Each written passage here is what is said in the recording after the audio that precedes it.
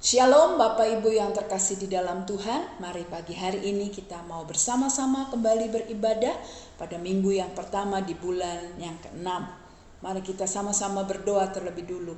Bapa di dalam surga, terima kasih untuk pemeliharaan Tuhan dalam kehidupan kami semua. Anak-anak Tuhan, kami boleh menikmati kebaikan-kebaikan yang Tuhan sudah berikan dalam hidup kami. Sampai pagi ini Tuhan, kami semua dalam keadaan yang baik dan sehat. Kami sudah bersiapkan diri untuk masuk di dalam ibadah. Tuhan berkati kami semua, baik pujian penyembahan, baik firman Tuhan, baik perjamuan kudus sampai selesainya. Engkau memberkati kami secara seluruh pelayan Tuhan. Engkau memberkati juga anak-anak Tuhan yang ada di rumah bersama-sama untuk beribadah pagi hari ini. Terima kasih Tuhan, kami yakin dan percaya Engkau hadir di tengah-tengah pujian penyembahan. Dan sampai selesai, Engkau tetap bersama kami dan memberkati kami. Di dalam nama Tuhan Yesus, kami buka ibadah kami pada pagi hari ini. Haleluya, amin. Mari Bapak Ibu, pagi hari ini kita kembali memuji nama Tuhan. Segala kepenatan dalam hidup kita, segala kelelahan dalam hidup kita, sumber sukacita kita cuma dari Tuhan. Dia yang sanggup mengubah ratap kita menjadi tari-tarian. Haleluya. Yesus sukacitaku, Yesus kekuatanku, penolong dalam kesesakan. Kau sangat terbukti,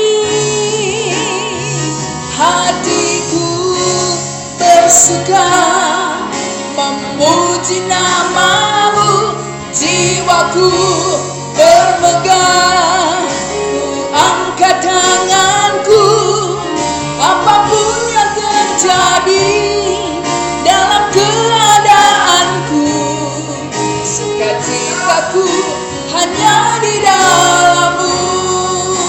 Terima kasih Tuhan. Sekali lagi katakan, Yesus sukacitaku, Yesus sukacitaku, Yesus kekuatanku, penolong dalam kesesakan. Kau sangat terbukti, hatiku bersuka memuji namamu, jiwaku bermegah, ku angkat tanganku, apapun yang terjadi dalam keadaanku, sukacitaku hanya di dalam-Mu. Sekali lagi, hatiku bersuka memuji namamu, jiwaku bermegah, ku angkat tanganku, apapun yang terjadi dalam keadaanku, sukacitaku hanya di dalam-Mu, sukacitaku hanya di dalam-Mu. Haleluya, sukacitaku hanya di dalam-Mu. Sama-sama bersyukur. Haleluya, Engkaulah sumber kegirangan dalam hidup kami, sumber sukacita. Kami kuat dan bertahan sampai hari ini, itu karena Engkau ya Tuhan. Haleluya, Engkau yang memberi kami semangat untuk tetap terus setia di dalam Engkau Tuhan. Terima kasih. Haleluya, terima kasih Tuhan, terima kasih. Kami mau bersuka pagi hari ini. Hatiku bersuka memuji nama jiwaku bermegah, ku angkat tanganku apapun yang terjadi dalam keadaanku. Sukacitaku hanya di dalam-Mu,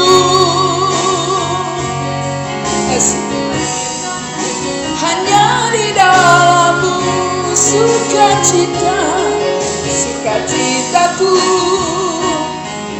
hanya di dalam-Mu. Puji Tuhan Bapak Ibu semua.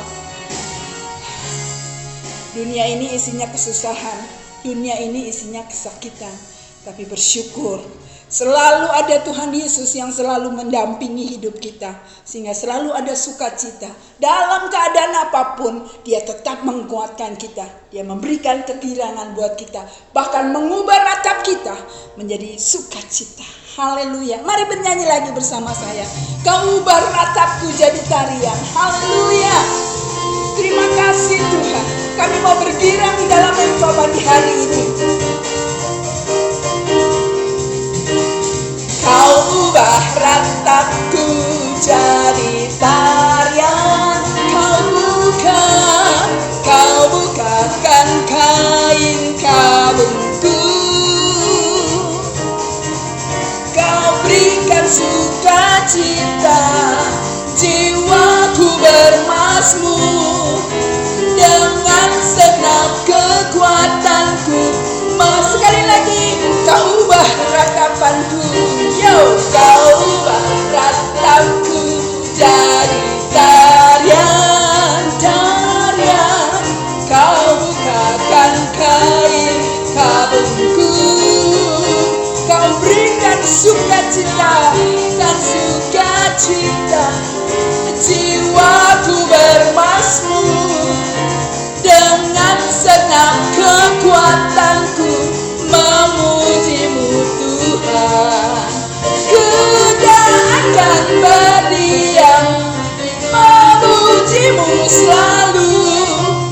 Ku bersyukur padamu, selama-lama ku tak akan berdiam.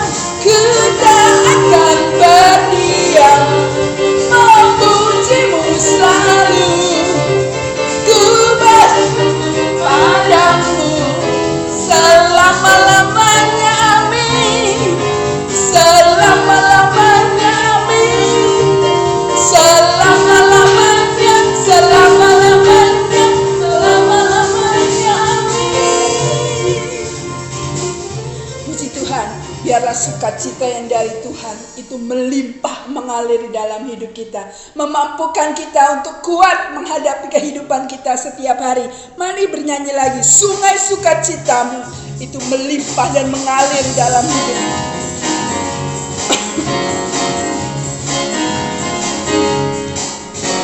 Sungai sukacitamu mengalir dalamku. Oh yes, yes, yes, yes. Anggur sukacitamu melimpah dalamku. Aku menari dan bersuka, puji-Mu di setiap waktu. Sungai sukacitamu ada dalam mengalir bersama-Mu, bersuka di dalam-Mu, mengikuti-Mu Tuhan dalam kegerakan-Mu, melayani-Mu Tuhan di dalam sukacita. Sebab hanya Tuhan yang membuat sukacita. Sekali lagi ya, sungai sukacita, haleluya.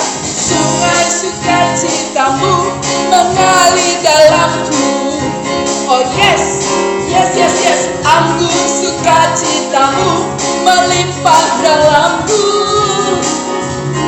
Ku menari dan bersuka, puji-Mu di setiap waktu. Sebab sukacitamu ada dalam mengalir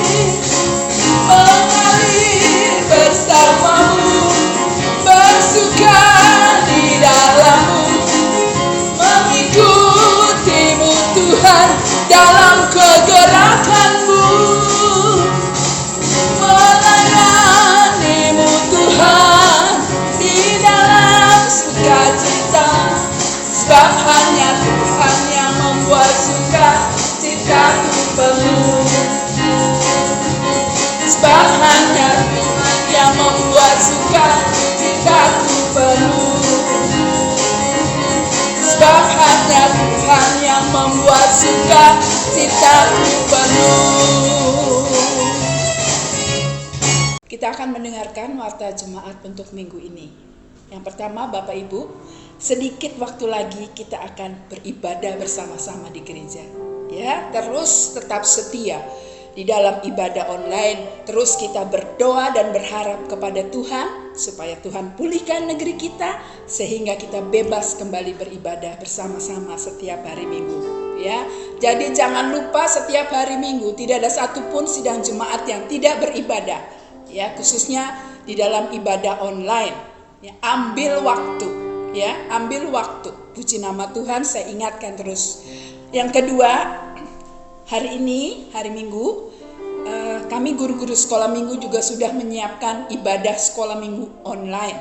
Ya, khususnya untuk anak-anak yang kelas balita, kelas Pratama 1, Pratama 2. Ya, hari ini ada ibadah online sekolah minggu. Jadi saya mengharap dan menghimbau untuk para orang tua, khususnya mama-mama, ya, ibu-ibu, untuk membukakan handphonenya bagi anak-anak, untuk kita semua kembali sama-sama beribadah. Apalagi yang mempunyai anak balita, dipersiapkan, ya, Bapak Ibu dipersiapkan.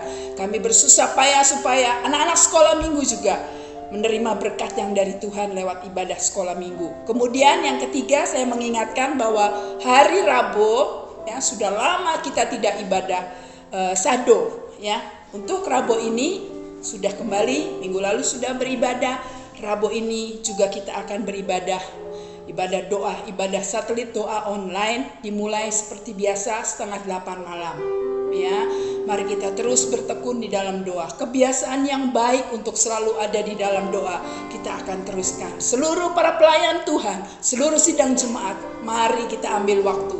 Tidak lama, paling cuma 30 menit, 40 menit untuk kita sama-sama menyatukan hati di dalam doa. Ya, puji nama Tuhan, jangan sampai lupa hari Rabu malam 7:30. Kemudian kolekte, persembahan syukur, persembahan perpuluhan, kami ingatkan Bapak Ibu bisa transfer, ya, lewat rekening gereja via Ibu Pendeta Muda Fani.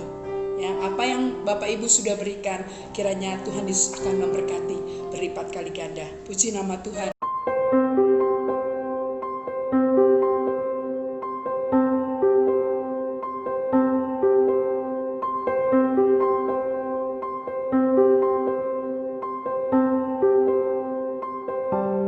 Mari pagi hari ini kembali kita siapkan hati kita untuk kita dengarkan firman Tuhan. Satu buah pujian lagi.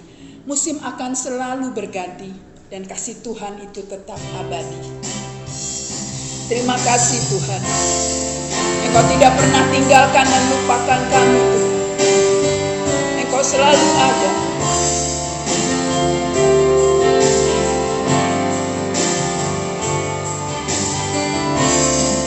Akan selalu berganti, Tuhan tetap abadi, tak akan berubah sampai selamanya.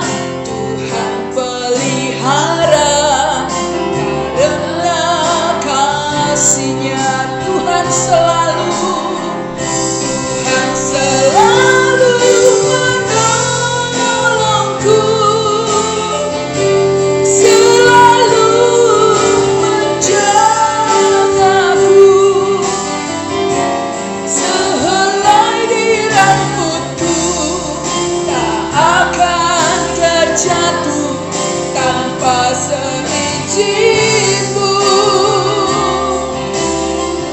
Tuhan selalu menolongku, selalu menjagaku. Dia mengenyangkanku dan peliharaku seumur hidupku. Dia mengenyangkanku, Dia mengenyangkanku dan peliharaku seumur. Sekali lagi, Dia mengenyangkanku, Dia mengenyangkanku dan peliharaku seumur hidupku. Kita berdoa untuk firman Tuhan. Bapa di dalam surga, kami bersyukur dan terima kasih Tuhan. Engkau yang berjanji untuk hidup kami, Engkau akan memelihara, Engkau akan menyertai, bahkan Engkau akan mengenyangkan hidup kami. Pagi hari ini kami datang dengan lapar dan haus akan kebenaran firman Tuhan. Mari Engkau akan mengenyangkan kehidupan rohani kami pagi hari ini. Kami buka hati kami lebar-lebar Tuhan. Biarlah Roh Kudus tolong kami, supaya setiap firman Tuhan itu boleh tertanam di dalam hati kami. Buat kami sanggup melakukannya dalam hidup kami setiap hari. Berkati hamba-Mu sebentar yang akan menyampaikan firman Tuhan. Biar segala hal yang dibicarakan Tuhan, biarlah sungguh otoritas dan kuasa yang dari Tuhan yang akan memperlengkapinya. Terima kasih Bapa dalam surga, kami siap untuk mendengarkan firman Tuhan. Di dalam nama Tuhan Yesus, kami alaskan doa ini. Haleluya. Amin. Shalom Bapak Ibu Saudaraku. Selamat pagi, apa kabar? Saya percaya saudara semua tetap dalam keadaan sehat, dalam perlindungan dan anugerah Tuhan. Amin. Mari Bapak Ibu Saudara, pagi hari ini kita akan belajar firman Tuhan. Apa yang saya renungkan, sebuah perenungan panjang khususnya selama beberapa bulan terakhir ini, dan saya coba sharekan dengan saudara pada pagi hari ini. Bapak Ibu Saudara, kita akan baca dulu ayatnya. Di dalam kitab Wahyu pasal yang ke-13. Saya akan membaca bersama saudara di ayat ke-16 sampai dengan ayat yang ke-18. Demikian firman Tuhan di dalam nama Tuhan Yesus. Dan Ia menyebabkan sehingga kepada semua orang, kecil atau besar, kaya atau miskin, merdeka atau hamba, diberi tanda pada tangan kanannya atau pada dahinya. Dan tidak seorang pun yang dapat membeli atau menjual selain daripada mereka yang memakai tanda itu, yaitu nama binatang itu atau bilangan namanya. 18. Yang penting di sini ialah hikmat. Barang siapa yang bijaksana, baiklah ia menghitung bilangan binatang itu, karena bilangan itu adalah bilangan seorang manusia, dan bilangannya ialah 666. Bapak Ibu Saudara, 3 ayat ini adalah bagian dari sebuah konteks penuh, konteks utuh, ketika Rasul Yohanes mendapat penglihatan di Pulau Patmos, di mana kitab Wahyu ini diberitakan oleh Tuhan kepada Yohanes.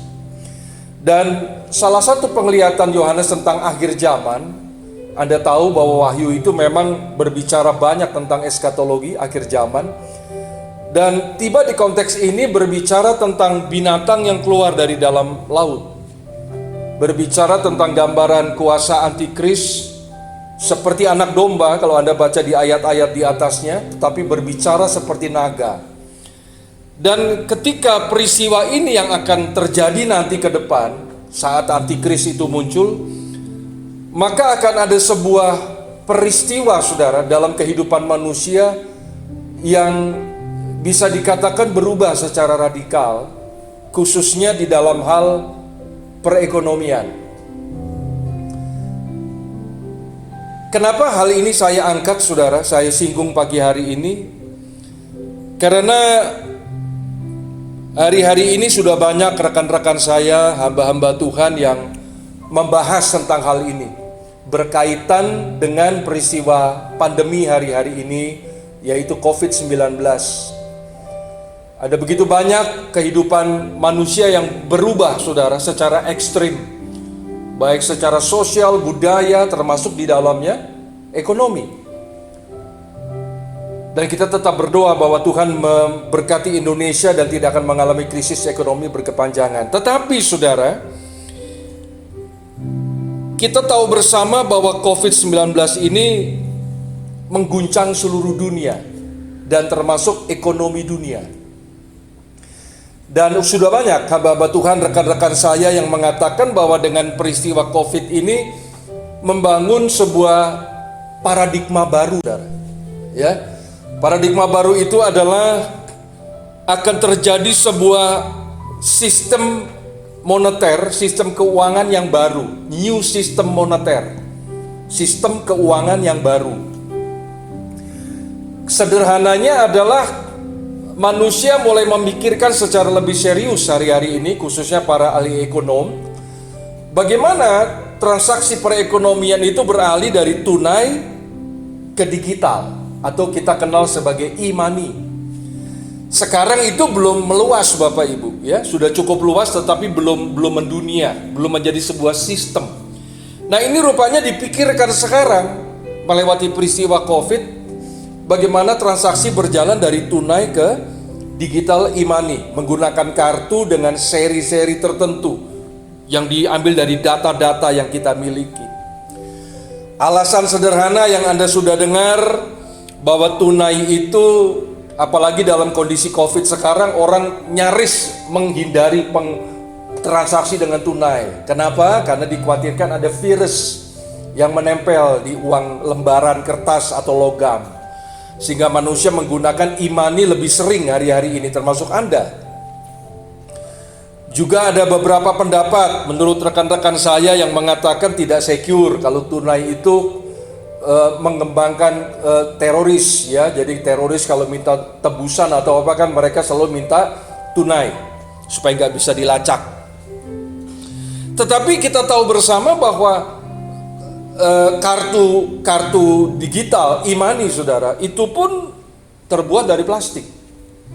Dan kita tahu bahwa plastik itu bisa merusak ekosistem, saudara. Nah, akhirnya ke depan, saudara, tanpa disadari kita semua akan pada akhirnya, saudara, kita akan tiba di sebuah sistem yang mungkin akan lebih canggih dari sekarang. Tidak saja digital, saudara, tetapi yang Anda sudah sering dengar dan belakangan sering dibahas tentang microchip yang serumpun dengan print atau sidik jari yang sering Anda lihat, print sidik jari. Kalau nggak salah yang saya ikuti beberapa kejadian yang disebut sekarang, kalau nggak salah ilmunya biometrik, saudara, biometrik yang sedang didalami oleh para ahli di dunia. Nah, yang menarik, saudara, ketika kita baca tadi ke depan nanti di Wahyu 13, saudara, jika Anda pada saat ini tiba, saudara, pada saat peristiwa ini tiba, dan memang akan terjadi ke depan, jika Anda tidak menggunakan tanda di dahi atau di tangan, yaitu tadi ayatnya bilang tanda itu adalah bilangan 666, maka Anda tidak bisa menjual dan membeli, saudara, tidak bisa transaksi. Wah, ini hal yang, jadi semuanya cashless, tanpa tunai, pakai dahi dan tangan. Jadi istilahnya hanya di print begitu, seperti sekarang. Lalu pertanyaannya, ini hal yang tidak mudah karena menyangkut hal yang sangat pokok, saudara. Karena ini menyangkut hidup kita setiap hari, jual beli, transaksi.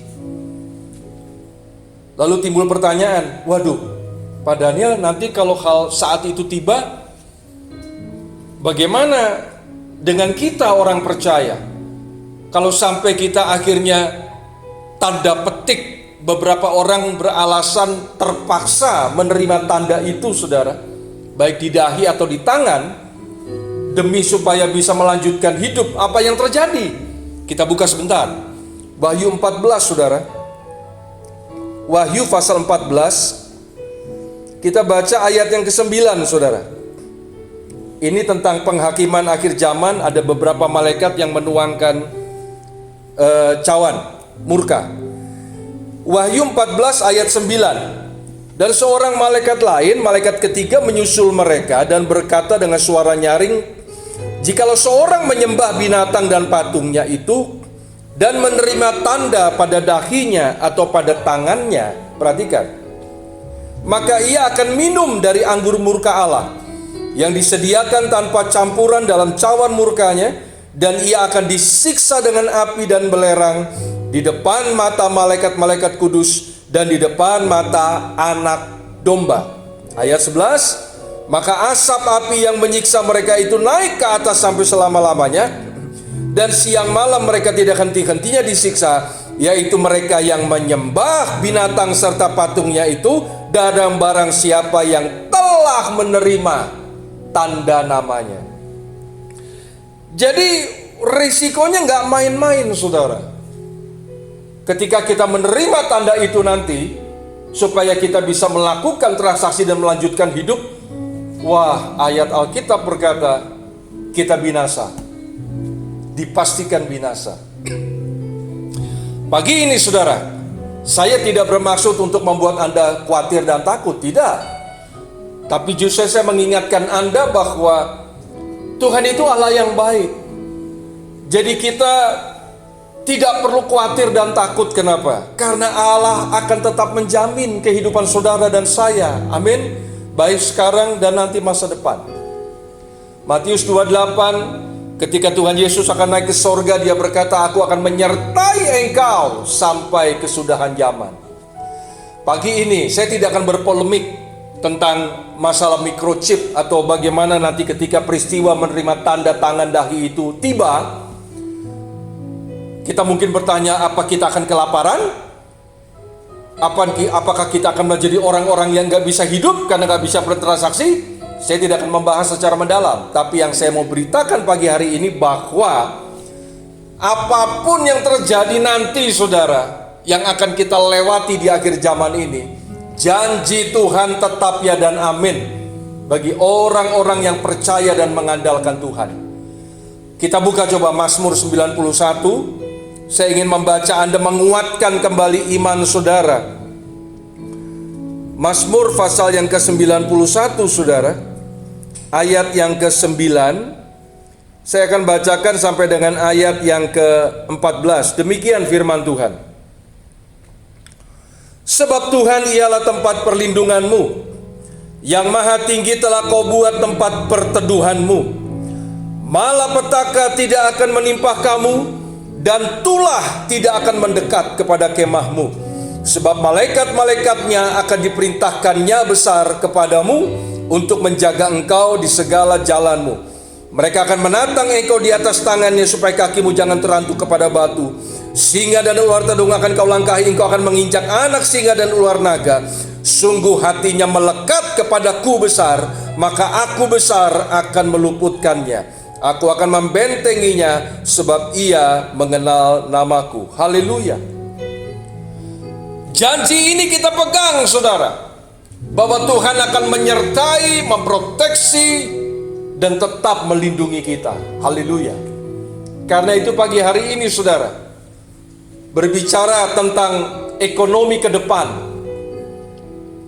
baik itu transformasi dalam sistem moneter yang baru, kita mesti mendalami, kita mesti merenungkan lebih jauh tentang ekonomi kerajaan sorga. Jadi kalau Anda mau tetap ada di dalam jaminan Tuhan, pemeliharaan Tuhan, khususnya dalam kehidupan ekonomi saudara ke depan, sekali lagi, kita belajar sedikit mendalami tentang ekonomi kerajaan sorga, ekonomi yang sejalan dengan hati Bapa, saudara. Kalau Anda membuka atau kita coba mendalami mengerti arti ekonomi, saudara, ekonomi, Saya coba membuka kamus dan menemukan sebuah arti bahwa ekonomi itu adalah ilmu sosial, saudara. Ilmu sosial yang mempelajari aktivitas manusia yang berhubungan dengan distribusi, produksi, konsumsi terhadap barang dan jasa. Itu makna ekonomi. Berangkat dari makna ekonomi ini, saudara, kita akan masuk ke dalam kebenaran teologisnya, kebenaran alkitabiahnya. Kapan kegiatan ekonomi pertama kali terjadi di bumi? Ekonomi yang murni dan pure, ekonomi surgawi, saudara. Ekonomi kerajaan surga yang belum terpolusi dengan banyak hal yang merusak sistem ekonomi seperti sekarang, dengan banyak sekali aliran-aliran di dalamnya. Kapan kegiatan ekonomi kerajaan Allah yang murni dan pure terjadi pertama di muka bumi? Anda buka Kejadian 2, saudara, ayat terkenal itu.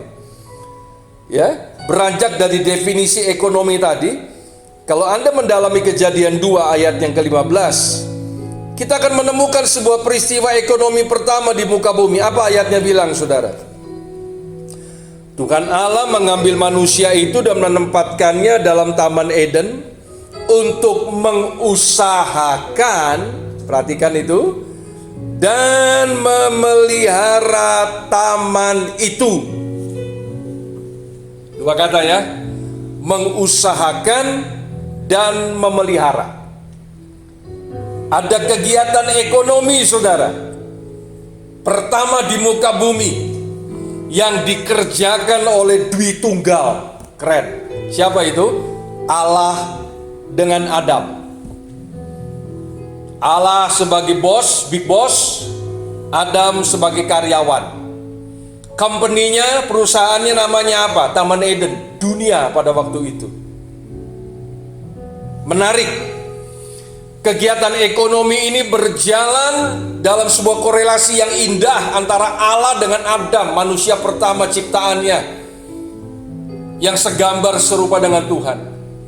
Terjadi sebuah transaksi ekonomi, dalam arti apa? Adam dipercaya oleh Allah untuk mengusahakan, mengolah dan memelihara, memberdayakan Taman Eden, dan Adam hidup dari Taman Eden itu. Anda bisa baca itu di kitab Kejadian, bagaimana Tuhan menjamin, Adam, kamu boleh makan semua pohon dan buah dalam taman ini. Ada jaminan. Kegiatan ekonomi ini terjadi. Nah, oleh karena itu saya ajak saudara untuk mendalami beberapa formula penting di dalamnya, saudara, tentang ekonomi kerajaan sorga ini. Menarik. Yang pertama, mengusahakan. Mengusahakan. Kita pelajari sedikit mendalam. Apa yang terjadi ketika Adam mengolah Taman Eden, mengusahakan Taman Eden dengan Allah sebagai ownernya? Kata mengusahakan, saudara, ya, itu kata aslinya berkata dalam bahasa Ibrani abad. Abad. Dan abad itu memiliki akar kata, saudara. Dari kata abad itu akar katanya adalah aboda. Avoda, aboda. Aboda itu memberi makna tentang arti, yaitu ibadah, bekerja, dan mengabdi. Ibadah, kerja, dan mengabdi. Saudara-saudara kita sering berkata bahwa saudara-saudara kita yang khususnya tidak satu iman dengan kita, mereka sering berkata jabatan amanah. Jadi ketika diberi jabatan, diberi pekerjaan, itu amanah. Artinya dipercaya. Saya setuju itu. Harus dijaga itu kepercayaan. Nah, dalam konteks kita itu bukan cuma amanah, saudara. Tetapi kerja itu pun sebuah atau jabatan yang Anda miliki sekarang, dan melewati kerja dan jabatan itu Anda menghasilkan uang, katakan, untuk Anda hidup.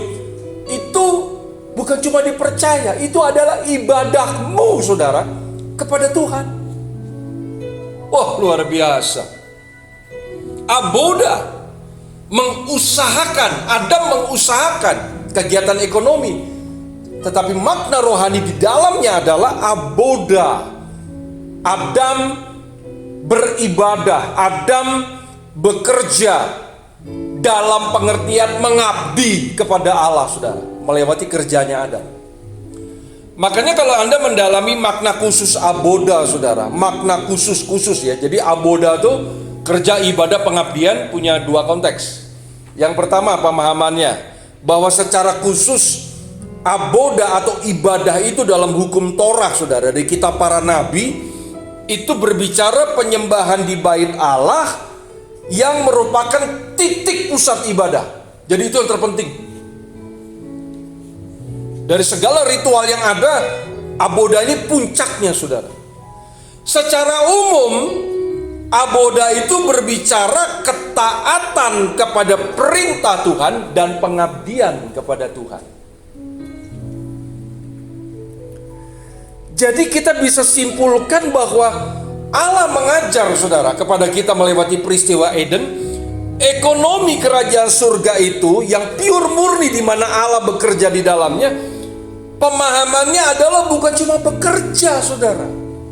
Dimanapun Anda ditempatkan Tuhan, apapun jabatanmu, bukan sekedar bekerja. Kalau Anda ingin masuk di dalam sebuah track ekonomi kerajaan surga, bukan cuma bekerja, apa? Anda beribadah dan Anda mengabdi kepada Tuhan. Yang dibuktikan dengan apa? Artinya Anda bekerja itu sebagai ibadah dan pengabdian kepada Tuhan. Selama Anda bekerja, Anda akan menjaga nilai-nilai ketaatan kepada Tuhan ada dalam kerja saudara. Luar biasa. Walaupun yang Anda kerjakan itu pekerjaan secara sekular, saudara. Sekularisme, kerjaan yang mungkin tidak berkaitan langsung dengan pelayanan atau bidang kerohanian. Tapi Anda harus tetap menjaga nilai-nilai ketaatan Anda sebagai orang percaya selama Anda bekerja dalam bidang sekuler. Lalu kalau saya dalami lagi, apa makna pengabdian, saudara? Melewati kerja saudara, Anda mengabdi kepada Allah, bukan kepada bos Anda. Nomor satu, Anda mengabdi kepada Allah melewati pekerjaanmu. Ketika Anda buka kamus, Bapak Ibu, kata pengabdian itu bicara tentang suatu penyerahan diri kepada pribadi yang dianggap lebih tinggi, dan Anda melakukannya dengan rela. Pengabdian itu bahkan seringkali disertai dengan pengorbanan. Renungkan baik makna ini. Sekali lagi, melewati kerjamu, saudara, bukan cuma konteks pelayanan dimanapun Tuhan tempatkan. Itu adalah sebuah ibadahmu, pengabdianmu kepada Allah. Anda bekerja dengan menjaga nilai-nilai ketaatan Anda sebagai orang percaya. Makanya ayat yang terkenal dalam Kolose 3, saudara, kita akan baca. Kolose pasal yang ketiga, saudara. Anda baca ya, bersama saya, kita baca bersama. Ini ayat terkenal sekali. Ayat 22, saudara. Baca bersama saya ya, ayat 22 sampai 23. Kolose 3, 2, keras. Hai hamba-hamba, taatilah Tuhanmu yang di dunia ini dalam segala hal. Jangan hanya di hadapan mereka saja untuk menyenangkan mereka, melainkan dengan tulus hati karena takut akan Tuhan. Ayat 23, baca lagi 32. Apapun juga yang kamu perbuatlah dengan segenap hatimu, seperti untuk Tuhan dan bukan untuk manusia.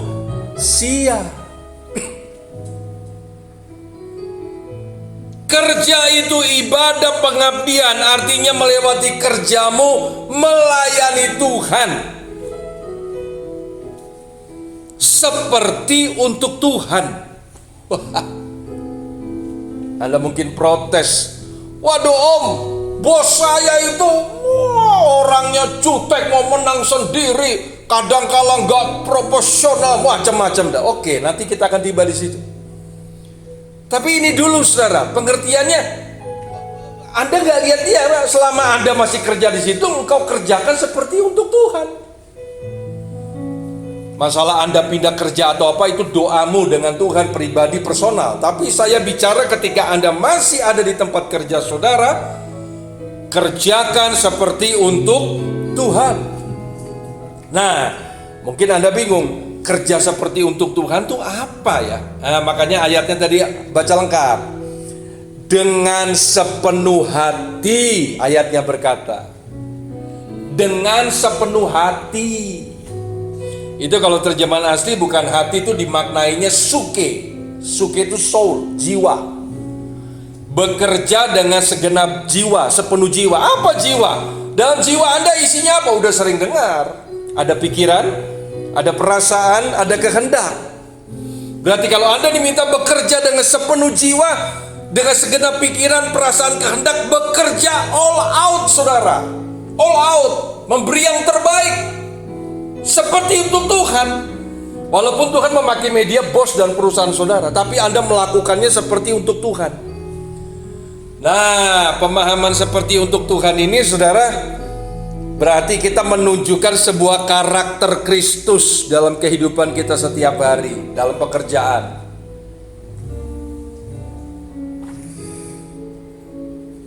Anda ingat nggak? Saya udah khotbah berkali-kali di bulan-bulan kemarin. Karakter itu, kalau Anda ingin buktikan bahwa karakter Kristus itu hidup dalam kehidupan Anda, juga dalam dunia kerja saudara, ingat, karakter itu ada dua hal untuk mengujinya. Masih ingat nggak? Yang pertama adalah suka tidak suka, Anda akan tetap kerjakan dengan baik. Yang kedua apa, saudara? Ingat, dilihat atau tidak dilihat, Anda tetap kerjakan dengan baik. Itu namanya sepenuh hati, saudara. Maaf aja ya, udah menjadi sebuah rahasia umum. Berapa banyak kita kalau bekerja, kalau bos ada baru kita serius, baru kita sungguh-sungguh, kelihatannya etosnya bagus. Begitu nggak ada bos, nggak ada pimpinan kita curi waktu, kita seenaknya aduh, itu mental yang tidak bagus. Itu bukan bekerja seperti untuk Tuhan. Berarti Anda bekerja untuk bos saudara. Tuhan tidak dimuliakan. Dijauhkan dari saudara, doa saya. Termasuk saya sebagai hamba Tuhan. Ketika saya melayani saudara, itu adalah pekerjaan saya sebagai seorang hamba Tuhan, saudara. Dan saya lakukan ini seperti untuk Tuhan, melewati saudara. Artinya apa? Dilihat saudara atau tidak dilihat saudara, saya akan tetap melayani dengan baik. Jadi jaga hidup saya dengan nilai-nilai ketaatan dalam keseharian saya.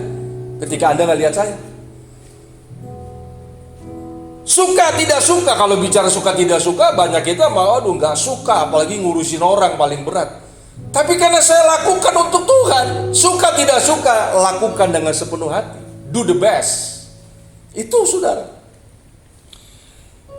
Jadi melayani Tuhan itu via bos, perusahaan itu kan hanya media, saudara. Tetapi nomor satu, orientasi kita kepada Tuhan.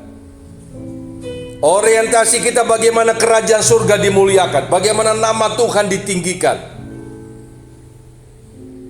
Ibu-ibu rumah tangga, itu pekerjaan saudara sebagai ibu rumah tangga, dan itu pekerjaan mulia. Lakukan seperti untuk Tuhan. Saudaraku, jangan Anda bekerja orientasi saudara kepada berapa besar gaji yang saudara terima. Kalau gajinya besar, baru Anda kerja sungguh-sungguh. Kalau gaji nggak naik-naik, Anda kerja setengah hati. Saya belum kelar bicara ini, mungkin Anda berkata tidak adil. Penting, saudara. Berapapun gaji saudara, bekerja dengan sungguh seperti untuk Tuhan. Karena Lukas 16 ayat 10, Anda bisa baca itu. Lukas 16 ayat 10 berkata apa, saudara? Jika kita setia dalam perkara kecil, maka Tuhan akan percayakan perkara yang besar. Haleluya. Ingat itu. Besar tidak harus selalu jumlah, saudara. Besar itu bisa bicara quantity, kualitas. Tidak cuma quantity, tapi kualitas, quality-nya bisa ditingkatkan. Kenapa saya mendorong saudara untuk memahami ekonomi kerajaan surga? Anda menjadi orang-orang menghadapi future nanti nih. Dari sekarang mulai membangun sebuah mentalitas ekonomi kerajaan surga. Bekerja seperti untuk Tuhan. Kenapa? Karena yang namanya orang kerja, saudara, itu nggak bisa lepas dari hal yang namanya apa? HAK. Apa itu, saudara? Hak. Nggak bisa lepas. Hak itu dalam bahasa saudara adalah gaji dalam dunia kerja ya. Kalau kita pakai bahasa Alkitab, upah. Reward, penghargaan dalam bentuk gaji atau upah. Kalau Anda membangun mentalitas iman Anda dimanapun dunia kerja saudara, siapapun pimpinan dan rekan kerja Anda, dan Anda lakukan seperti yang saya bahas tadi, karena Anda lakukan seperti untuk Tuhan dengan sepenuh hati dan menjaga nilai-nilai ketaatan, pengabdian kepada Tuhan dan ibadahmu, maka apa yang terjadi, saudara? Kalau Anda baca tadi Kolose 3 ayat 22-23 bicara tentang etos kerjanya kan, sekarang baca 24. Menarik, saudara, dahsyat ini rahasia di dalamnya. Tuhan itu bukan meminta tanpa ada penghargaan, tidak. Ayo baca bersama. Kolose 3 ayat 24 dengan keras, saudara. 3-2 keras. Kamu tahu bahwa dari Tuhanlah kamu akan menerima bagian yang ditentukan bagimu sebagai upah. Kristus adalah Tuhan dan kamu hambanya. Haleluya, haleluya. Jadi ayat 22-23 tadi bicara soal jangan seperti menyenangkan di depan Tuhanmu, tapi dengan tulus karena takut akan Tuhan. 23 berkata dengan segenap hati seperti untuk Tuhan. Tiba di ayat 24, dari Tuhan loh, saudara, ayatnya bilang. Bukan dari bos dan perusahaan saudara, dari Tuhan kamu akan menerima bagian yang ditentukan bagimu sebagai upah. Kristus adalah Tuhan dan kamu hambanya. Dahsyat. Anda tahu nggak rahasianya apa di sini? Anda baca kata bagian tadi, saudara. Kata bagian ya, kamu akan menerima bagian yang ditentukan Tuhan. Kata bagian nih, saya tarik keluar. Waktu Anda lihat kata aslinya, kleronomia, itu bagian, itu artinya itu, saudara. Kleronomia, apa itu kleronomia? Legacy atau warisan. Gak main-main, saudara. Bagian yang Tuhan sebut sebagai upah lo ya. Ketika Anda bekerja seperti untuk Tuhan, itu bukan sekedar upah dalam bentuk harta duniawi, duit, bukan. Warisan yang ditentukan Tuhan. Bayangkan, dengan kata lain, Anda menerima upah dan berkat saudara melewati kerja saudara sebagai ahli waris surga. Dahsyat, dahsyat. Jadi Tuhan memberkati saudara tuh dengan warisan yang dari surga. Anda ditetapkan sebagai ahli waris. Lalu Anda bingung, loh, bagaimana kaitan kita orang percaya dengan warisan? Nah, Roma 8 saudara terkenal, kita baca sebentar. Kitab Roma, saudara. Kitab Roma pasal yang ke-8, saudara. Kitab Roma pasal ke-8 ayat yang ke-17. Dapat ya? Baca bersama 32. Dan jika kita adalah anak, maka kita juga adalah ahli waris. Apa tuh? Maksudnya orang-orang yang berhak menerima janji-janji Allah, yang akan menerimanya bersama-sama dengan Kristus, yaitu jika kita menderita bersama-sama dengan Dia, supaya kita juga dipermuliakan bersama-sama dengan Dia. Haleluya. Menarik. Kita jadi orang percaya kan disebut anak-anak Allah karena kita percaya kepada Tuhan sebagai Bapa dan Juru Selamat kita. Kita adalah ahli waris surgawi. Warisan itu mengikat, saudara. Dan ayatnya bilang, saudara akan terima sebagai ahli waris jika kita menderita bersama Tuhan, dimuliakan bersama Tuhan. Mungkin dalam dunia kerja saudara tidak terlalu nyaman untuk saat ini. Tanda petik membuat Anda menderita, membuat Anda mungkin tersiksa. Tetapi selama Tuhan masih tetapkan Anda di sana, dan Anda tetap jaga etos kerjamu seperti untuk Tuhan, saudara, warisan Tuhan akan saudara terima sebagai upah. Tuhan gak cuma beri Anda gaji, saudara, Dia beri upah warisan. Artinya nilai-nilai surgawi, nilai-nilai kekekalan akan menyertai kehidupan Anda. Itu bonusnya, Bapak Ibu. Bayangkan, Anda terima gaji dari perusahaan, tapi Anda juga terima upah dari surga. Warisan yang dari Tuhan. Dan di dalamnya tidak cuma bicara uang, saudara. Tapi kalau saya mau sederhanakan, warisan dari Tuhan itu membuat Anda bisa menikmati hidup Anda dengan gajimu dan apa yang kau terima melewati kerjamu. Kebahagiaan yang dari Tuhan, saudara. Jaminan kuat bahwa Anda tidak akan berkekurangan. Saya sudah bilang dari awal, jika tiba waktunya Tuhan akan pindahkan Anda ke dalam pengalaman kerja yang lebih baru. Tuhan punya cara. Tuhan punya cara, saudara. Kalau Tuhan belum izinkan, Anda mau lamar kemana-mana gak bakal dapat. Tapi kalau Tuhan sudah bilang saatnya kamu mencari dunia yang lebih luas, Tuhan siapkan dengan cara mudah. Tapi sekali lagi, selama Tuhan masih tetapkan Anda dimanapun engkau bekerja, apapun bidang pekerjaanmu, selama itu sejalan dengan firman, lakukan dalam bentuk ibadah pengabdian seperti untuk Tuhan. Upahmu adalah warisan yang dari Tuhan. Luar biasa. Luar biasa. Saya begitu tertarik ketika tiba di berkat dan upah warisan ini. Apa kaitannya dengan tanda tadi, saudara? Dengan sistem monoternati ke depan, terima tanda di tangan dan di dahi. Ternyata dari sini kita ketemu jawabannya, saudara. Untuk Anda dan saya tidak perlu khawatir menghadapi ke depan. Kenapa? Begini. Di sisi lain, saudara, kalau berbicara warisan, kita mendengar kata warisan. Bicara tentang inti dari warisan itu, saudara, ya. Kalau kita bedah gitu, kita lihat dalamnya kalau bicara warisan. Sebetulnya kalau dari dimensi waktu tentang warisan, ya Bapak Ibu, dimensi waktu khususnya, kita bicara tentang masa lalu dan masa sekarang. Bingung? Sederhananya gini, warisan itu adalah satu hal yang dipersiapkan jauh-jauh hari. Betul Bapak Ibu? Tidak ada legacy warisan itu terjadi instan buk buk buk, enggak. Itu dipersiapkan jauh-jauh hari, puluhan tahun bisa, saudara.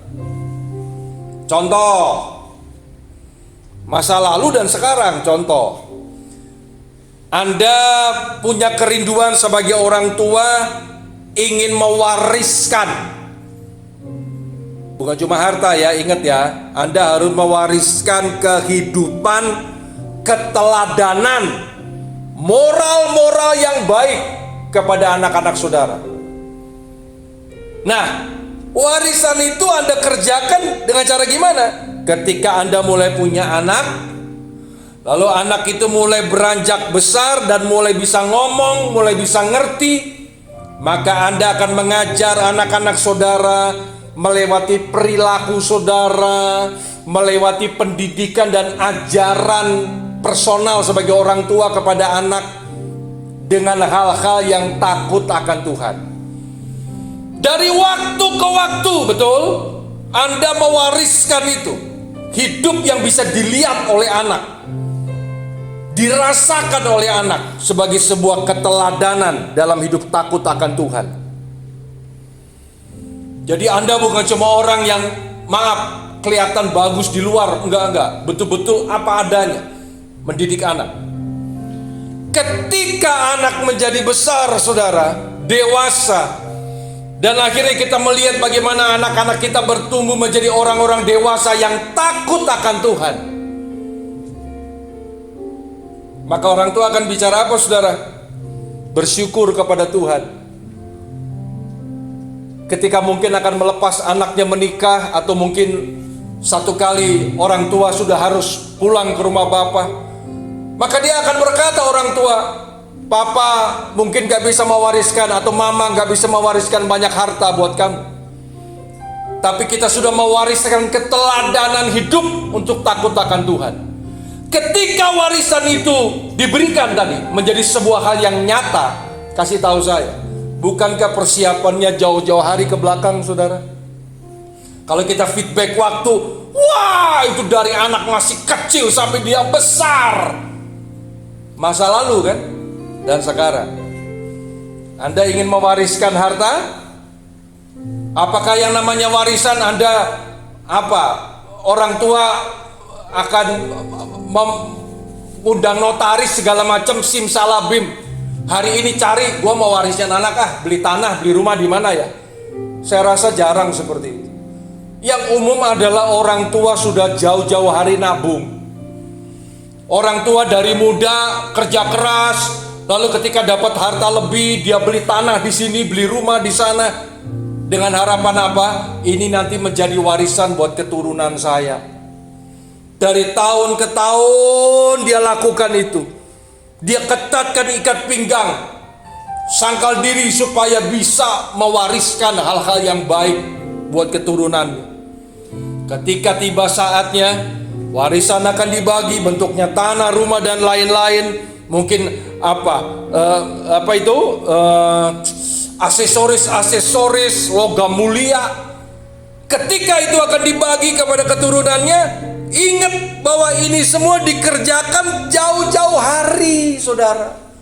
Wah, udah berapa tahun yang lalu berjuang, masa lalu. Tapi semua yang dikerjakan di masa lalu, saudara, warisan itu, proyeksinya kemana Bapak? Untuk masa depan.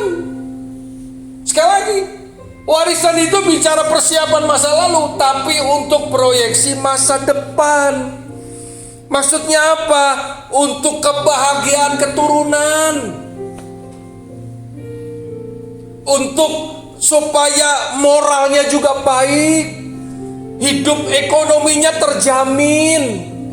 Betapa istilahnya menyedihkan kalau sampai ada orang tua, bapak ibunya mungkin sudah meninggal, maaf, lalu anak-anaknya hidup berantakan, keleleran. Waduh, menjadi anak-anak yang dijauhkan. Orang tua yang bijaksana akan mempersiapkan keturunannya dengan baik, dengan mewariskan hal-hal yang bersifat mulia dan kekal. Dan itu disiapkan masa lalu, jauh-jauh hari, untuk masa depan. Saudara, demikian juga dengan iman, saudara. Demikian juga dengan iman. Kita mau menjadi orang-orang yang mewariskan hidup kita dengan nilai-nilai yang kekal. Jadi apapun, saudara, yang kita kerjakan di masa lalu dalam konteks untuk Tuhan ya, untuk Tuhan. Katakan saya, saudara, saya hamba Tuhan tahun ini, tahun 90 saya jadi pendeta muda, saudara, melayani Tuhan. Sebelumnya sudah melayani, tapi dalam formalitas sebagai pendeta tahun 90. Berarti sudah berapa itu? Hampir 30 tahun, saudara. Hampir 30 tahun saya jadi pendeta, melayani Tuhan. Kalau saya feedback ke masa lalu, saudara, apapun yang saya kerjakan di masa lalu buat Tuhan, saudara, perjuangan dalam pelayanan, jatuh bangun, disakiti, dikhianati, dan banyak kejadian. Perjuangan yang tidak ringan bersama dengan istri saya. Dan pada akhirnya sekarang anak-anak setelah besar. Ketika saya lihat masa lalu dan apa yang saya kerjakan sekarang, saudara, sekarang nih, ketika semua itu saya lakukan seperti untuk Tuhan. Dari dulu saya begitu. Saya bukan ngomong dari dulu saya melayani sepenuh hati. Dari saya muda, saudara, saya sudah all out melayani Tuhan. Tenaga, waktu, harta, dari saya muda, dari umur 17 saya sudah mulai all out buat Tuhan. Saya nggak mau bohong, saudara. Melakukan, cari jiwa segala macam dah. Bersih gereja. dengan sepenuh hati, aboda.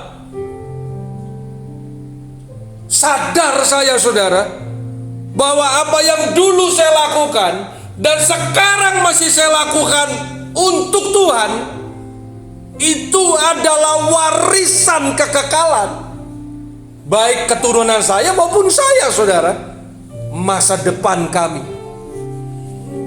Itu warisan yang kami persiapkan untuk masa depan saudara, supaya terjamin karena ada warisan yang bersifat ilahi. Jadi ketika Anda melayani Tuhan di gereja saudara, maupun di tempat kerja saudara sebagai pengabdian kepada Tuhan, termasuk di lingkungan rumah saudara, berbagi waktu, berbagi tenaga, korban perasaan, kadang-kadang korban harta, dan seringkali itu dulu Anda kerjakan, sekarang Anda masih kerjakan, itu merupakan warisan untuk masa depan saudara. Jadi saudara, masa depan ini yang kita belum bisa baca sekarang, tapi Alkitab sudah memberi gambaran masa depan, termasuk tadi soal tanda dan segala macam dahi dan tangan. Itu masa depan. Kita nggak perlu takut. Kalau Anda mungkin berkata, oh masa lalu saya lebih banyak habis untuk hidup saya, dan bukan, oke, belum terlambat hari ini saudara. Hari ini ketika kita injak besok sudah menjadi masa lalu, betul saudaraku? Hari ini sudah menjadi masa lalu ketika kita tiba di hari esok. Kerjakan hari ini. Kerjakan apapun yang Anda dipercayakan Tuhan, kerjakan dengan pengabdian, dengan takut akan Tuhan dalam nilai-nilai ketaatan. Maka semua hal ini akan menjadi warisan di masa depan saudara. Apapun yang terjadi, kita gak akan takut. Karena apa? Karena kita memiliki warisan yang dari Tuhan, dalam bentuk kehidupan iman yang takut akan Tuhan. Tuhan punya cara saudara, yang akan menjamin hidup saya dan saudara ke depan. Apapun yang terjadi, Tuhan akan menyertai kita. Saya sudah puluhan tahun melayani Tuhan, dan saya bisa katakan ya dan amin. Saya bukan teoritis. Sudah puluhan tahun saya mengalami perjuangan di dalam Tuhan, dan Allah tidak pernah ingkar janji. Termasuk dalam hidup ekonomi. Sampai detik ini untuk kemuliaan Tuhan. Saya bukan pendeta kaya raya, bukan, tapi cukup. Dan itu yang Alkitab bahasakan, cukup. Berikan makanan kami yang secukupnya. Saya cukup sampai hari ini. Saya tidak menjadi orang-orang yang minta-minta. Keturunan saya tidak keleleran, semua diberkati jadi sarjana, bekerja baik, melayani Tuhan. Dan itu yang saya perjuangkan terus bersama saudara tentunya, mewariskan masa depan kita dengan kehidupan yang takut akan Tuhan. Ayat penutup saudara, Mazmur 37 saudara. Saya akan membuktikan pemahaman warisan ini dari apa yang Raja Daud katakan saudara, luar biasa. Mazmur 37 saudara, kita baca ayat yang ke-25 bersama ya, sampai ayat 26. Siap ya? Mazmur 37 ayat 25. 32 keras. Dahulu aku muda, sekarang telah menjadi tua, tetapi tidak pernah kulihat orang benar ditinggalkan, atau anak cucunya apa? Meminta-minta roti. 26. Tiap hari dia menaruh belas kasihan dan memberi pinjaman, dan anak cucunya menjadi berkat. Amin saudara. Luar biasa. Daud bilang apa? Dahulu muda, sekarang tua. Tapi hidup benar dipelihara oleh Daud, dan dia berkata apa? Kebenaran itu warisan abadi saudara. Catat itu. Kebenaran dalam Tuhan itu warisan abadi. Daud mewariskan masa depan bagi dirinya dan keturunannya, dan bagi bangsanya, dengan hidup yang takut akan Tuhan. Karena itu biarlah doa saya, ketika nanti kita akan tiba di penghujung zaman, kalau Tuhan masih izinkan kita tiba di saat-saat itu, Alkitab berkata kita jangan pernah terima tanda di tangan dan di dahi, apapun alasannya. Dan kita tidak perlu takut, karena Allah yang Immanuel, Allah yang mencukupi dan Allah yang memelihara hidup saudara dengan saya sampai kesudahan zaman. Amin. Tuhan berkati saudara. Saudaraku, kita tidak pernah tahu ke depan apa yang akan kita jalani. Tetapi yang pasti sesuai firman Tuhan sudah katakan, biar Tuhan menuntun langkah kita. Kita jaga hati mengandalkan Tuhan, tetap taruh harap kepada Tuhan. Terima kasih Bapa. Ku tak tahu yang akan terjadi, namun ku tahu Kau sertaku. Ku tak mampu jalan sendiri, ku perlu Yesus. Ku perlu Yesus di hidupku. Pegang tanganku, tuntun langkahku. Amin. Jaga hatiku, tetap mengandalkan-Mu. Katakan Bapak Ibu, ku taruh harapku sepenuh pada Yesus. Rancangan-Mu terbaik bagiku. Tak mau ku berpaling dari kasih Yesus. Kaulah pujianku dan kebanggaanku. Kita tidak tahu, tapi kita percaya Tuhan tetap beserta. Ku tak tahu akan terjadi, namun ku tahu Kau sertaku. Ku tak mampu jalan sendiri, ku perlu Yesus di hidupku. Pegang kami Bapa, pegang tanganku, tuntun langkahku, jaga hatiku, untuk tetap mengandalkan-Mu. Oh, ku taruh harapku sepenuh pada Yesus. Rancangan-Mu terbaik bagiku. Tak mau ku berpaling dari kasih Yesus. Kaulah pujianku dan kebanggaan. Ku taruh harapku sepenuh pada Yesus. Rancangan-Mu terbaik bagiku. Tak mau ku berpaling dari kasih Yesus. Kaulah pujianku dan kebanggaanku. Kaulah pujianku dan kebanggaanku.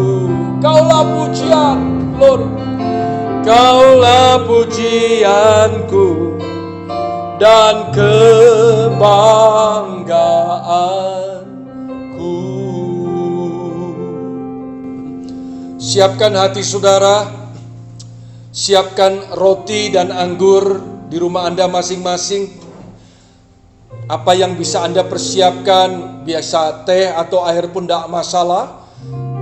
Roti Nanti kita berdoa bersama dan persiapkan diri Anda untuk masuk dalam perjamuan kudus. Yohanes 6 ayat 53 sampai 58. Maka kata Yesus kepada mereka, Aku berkata kepadamu, sesungguhnya jikalau kamu tidak makan daging anak manusia dan minum darahnya, kamu tidak punya hidup di dalam dirimu. Barang siapa makan dagingku dan minum darahku, dia punya hidup yang kekal, dan aku akan membangkitkan dia pada akhir zaman. Sebab dagingku adalah benar-benar makanan, dan darahku adalah benar-benar minuman. Barang siapa makan dagingku dan minum darahku, dia tinggal di dalam aku, dan aku di dalam dia.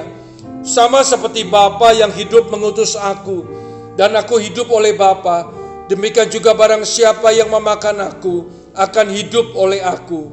Inilah roti yang telah turun dari surga, bukan roti seperti yang dimakan nenek moyangmu dan mereka telah mati. Barang siapa makan roti ini, dia akan hidup selama-lamanya.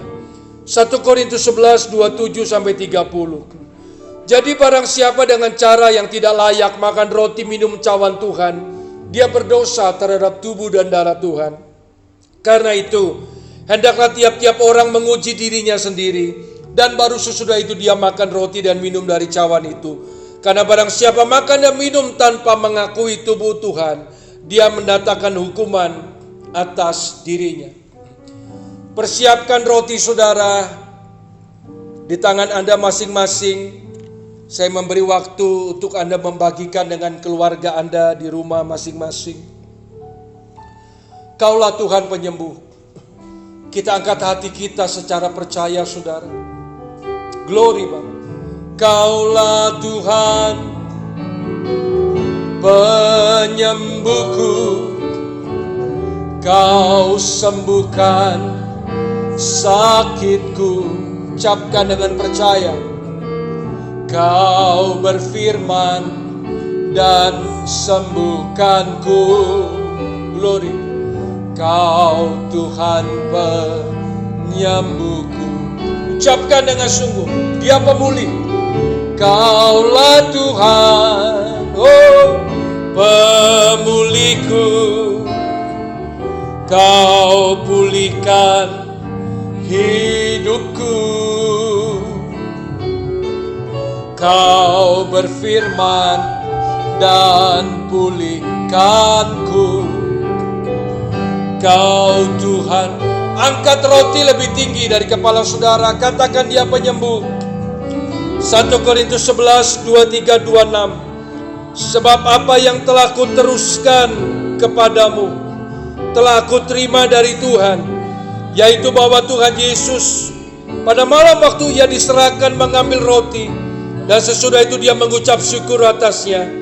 Dia memecah-mecahkannya dan berkata, Inilah tubuhku yang diserahkan bagi kamu, perbuatlah ini menjadi peringatan akan aku. Ada kesembuhan di dalam tubuh Kristus, ada kekuatan baru di dalam tubuh Kristus, ada mujizat di dalam tubuh Kristus. Bukankah roti yang atasnya kita beroleh anugerah keselamatan, kasih karunia ilahi, janji-janji firman Allah yang sudah digenapi, adalah persekutuan di dalam tubuh Kristus. Haleluya. Pecahkan bersama saudara, makan dengan percaya di dalam nama Tuhan Yesus Kristus. Haleluya. Terima kasih Bapa. Terima kasih Tuhan buat warisan dan berkat. Terima kasih. Angkat cawan lebih tinggi dari kepala saudara. Dengarkan firman Tuhan.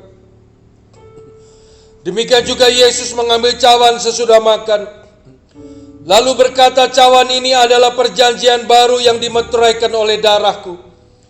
Perbuatlah ini setiap kali kamu meminumnya, menjadi peringatan akan aku. Oleh bilur-bilurnya kita disembuhkan. Oleh bilur-bilurnya Anda diberikan berkat warisan, jaminan di masa depan hidup saudara.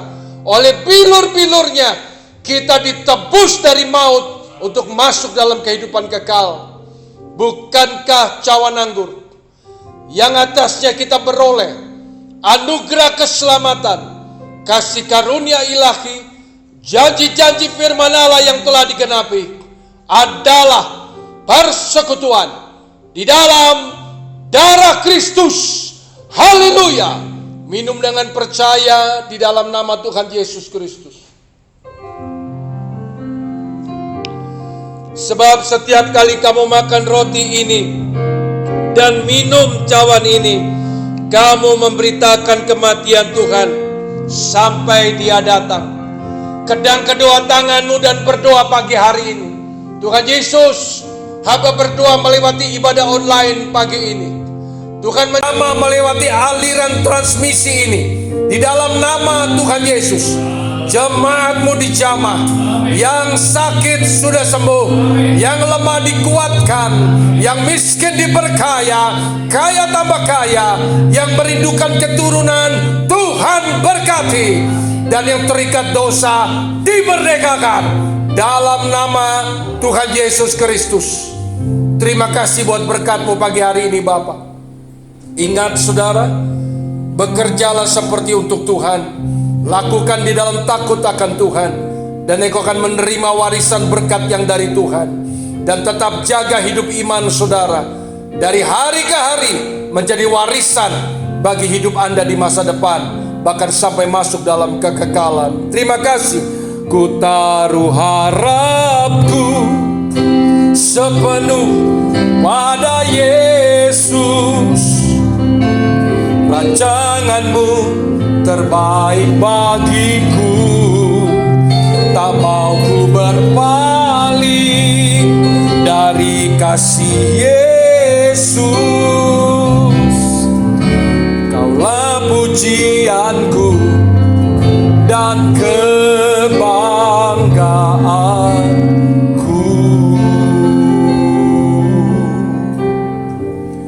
Mari kita naikkan doa yang diajarkan Tuhan Yesus dengan lambat penuh hikmat sebagai berikut. Bapa kami yang ada di dalam surga, dikuduskanlah nama-Mu, datanglah kerajaan-Mu, jadilah kehendak-Mu di bumi seperti di sorga. Berikanlah kepada kami pada hari ini makanan kami yang secukupnya, dan ampunilah kami seperti kami sudah mengampuni orang yang bersalah kepada kami. Dan janganlah membawa kami ke dalam pencobaan, melainkan lepaskanlah kami daripada yang jahat.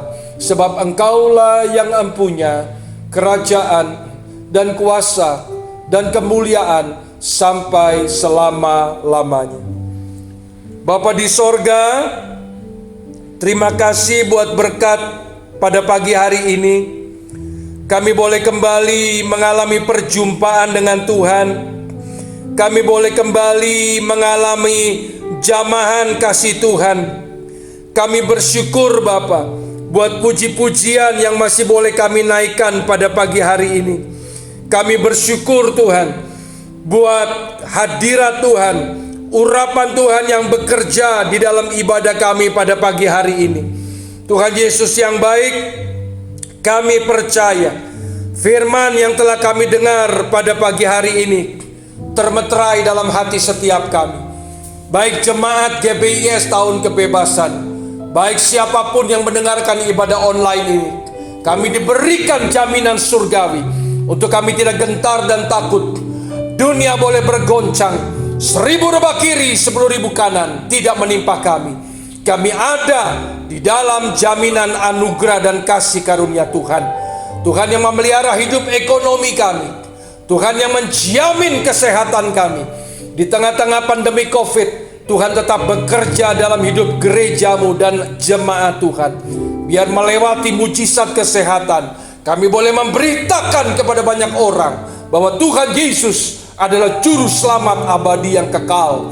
Hanya kepada Dia jaminan kesembuhan, jaminan keselamatan.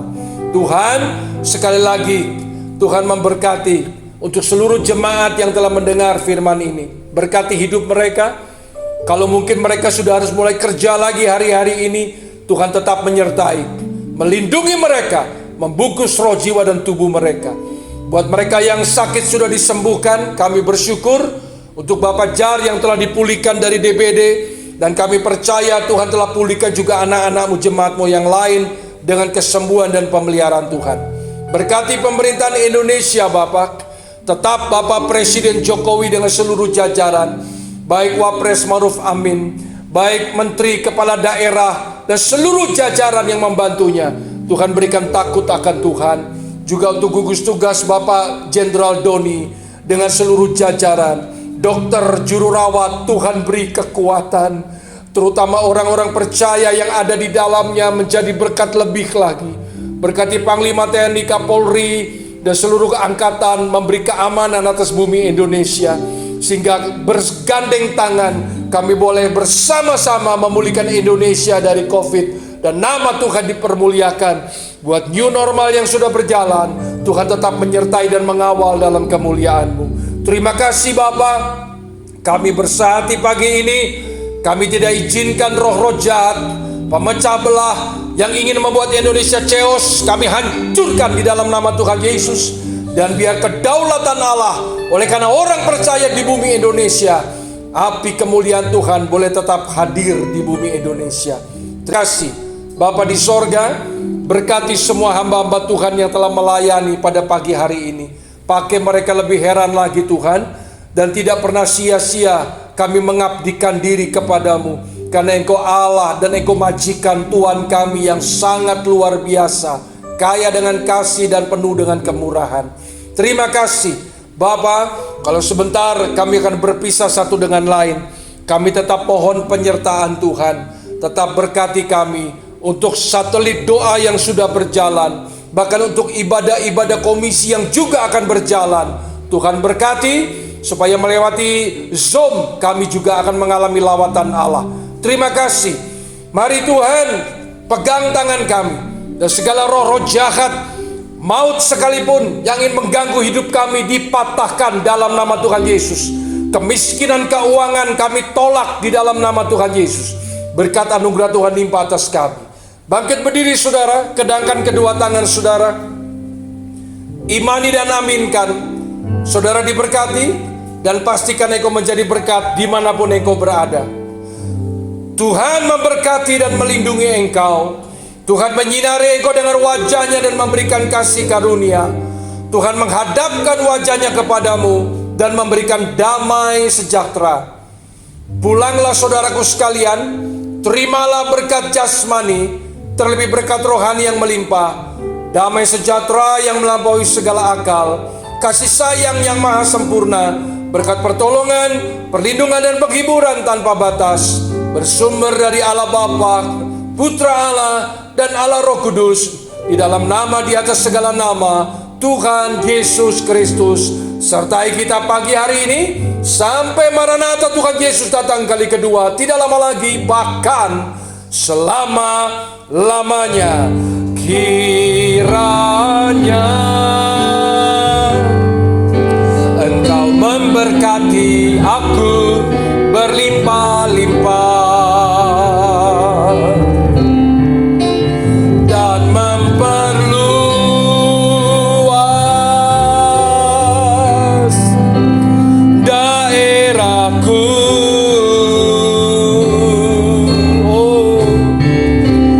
Dan kiranya